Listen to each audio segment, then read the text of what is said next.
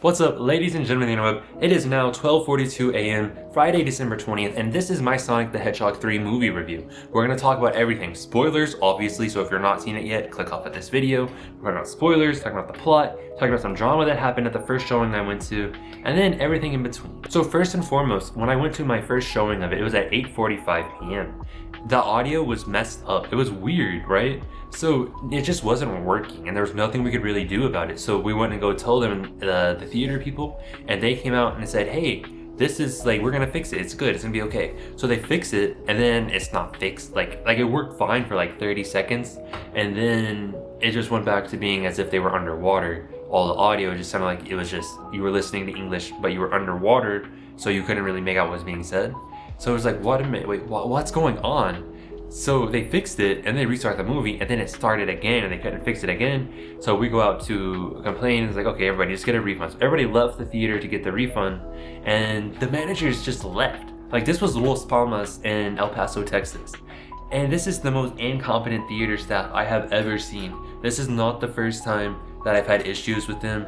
It just feels like El Paso, Texas, honestly, if you're from El Paso, I'm sorry, bro. I am definitely sorry for what I'm about to say, but out of everywhere I've been in this planet, India, Mexico, the United States, West Virginia, Texas, Europe, Japan, Canada, everywhere I've been, I swear to God, El Paso is home to the most incompetent, stupid people on the planet. It doesn't matter what you do, where you're going, what the topic of the day is.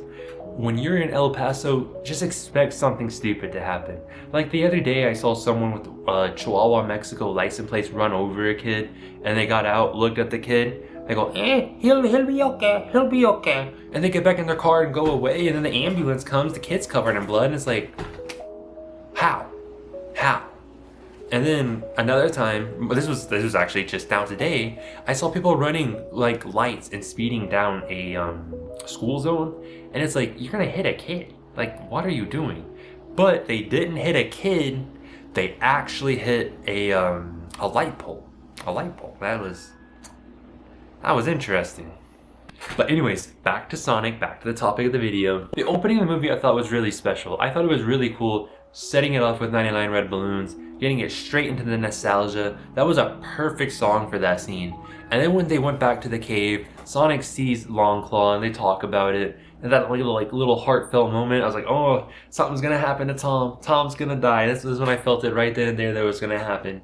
Obviously he didn't die, but I thought he was going to when that happened. I was like, this is what they're setting up. This is why they're doing it. This is supposed to be a more serious Sonic movie. And it really was. It was way more adult, lots of cursing, lots of innuendo. It was really cool. And then they go to Robotnik and then Dr. Eggman and everything. Oh, that was so cool. When they showed him and he was fat and was like all dirty with takeout everywhere, that was just so like 2019 Avengers Endgame type stuff. I really liked that. And then they did the whole little montage of him getting back into his suit and everything, took off the shirt, and then just, it was cute, it was funny, I liked it.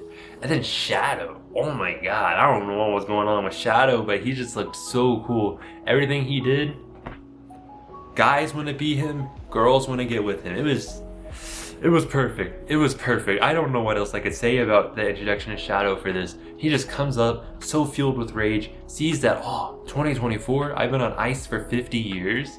It was just so good, because that felt straight out of Cyberpunk 2077, when Keanu Reeves realizes that Johnny Silverhand, he is just, you know, been gone for 50 years, or like I think it was 2020 when he dies in that game. Like obviously you know this because in the trailer, it's not a spoiler. I think it was 2020, and then 2077 is when he gets put into the brain of the main character. So yeah, it's just about the same time frame, but it was just so cool because Keanu does those roles so perfectly, and Idris Elba as Knuckles just, it was perfect. All the little silly jokes and stuff, like the little Detective Pikachu thing, I loved that. I loved that. The Hello Kitty and Godzilla part, that was also really funny.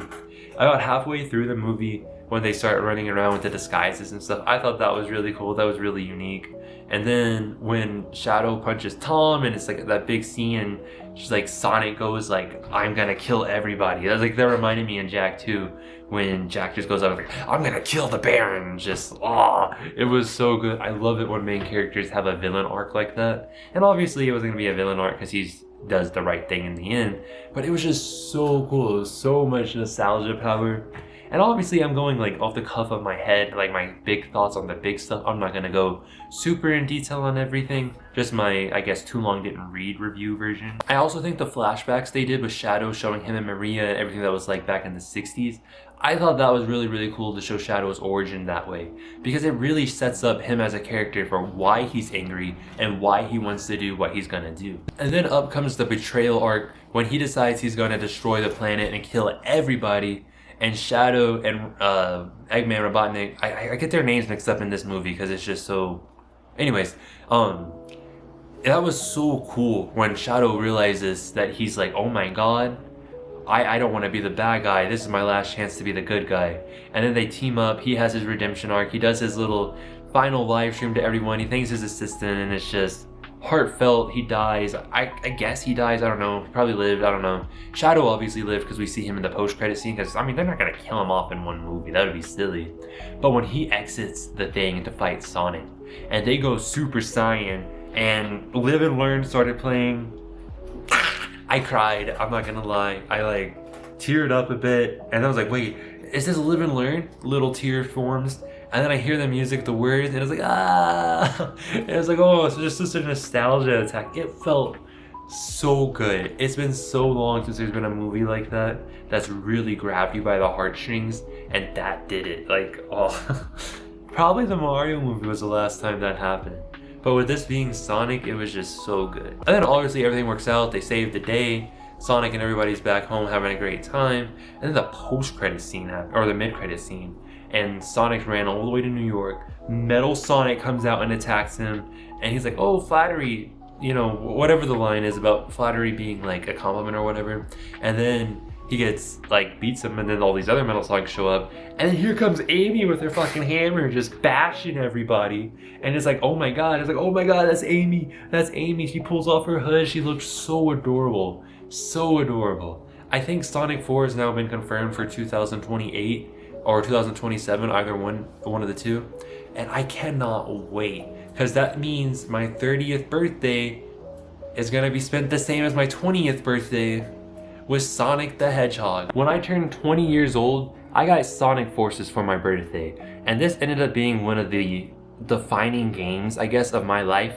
I played the life out of this. There was not many games on the Nintendo Switch at that point in time, and obviously now there's been tons and tons of games, but we were fiending for games, and this had a very big impact on my 20s. And then, to be completely honest with you, once again, if Sonic enters my 30s with me and I'm going to go see him in the movie theater, I mean, there we go again. My 30s is now defined by Sonic the Hedgehog. Every decade of my life, Sonic the Hedgehog has brought it in. Just off the cuff of my head, just like quick, too long didn't read review of it. It was a really phenomenal movie. I am excited to see what they do furthermore with the Sonic franchise. When they announced the Sonic movie back in like 17, 18, whatever it was, I honestly did not expect it to do that good. And then when we saw Ugly Sonic, I did not think it was going to be that good, and they delayed it to redo Sonic. And then Sonic the Hedgehog comes out, and here we go, it's the top movie of 2020. Nobody expected that. Absolutely nobody expected it to be the biggest movie of 2020. And then 2022 comes, and it was, I think it was like the second or third biggest movie.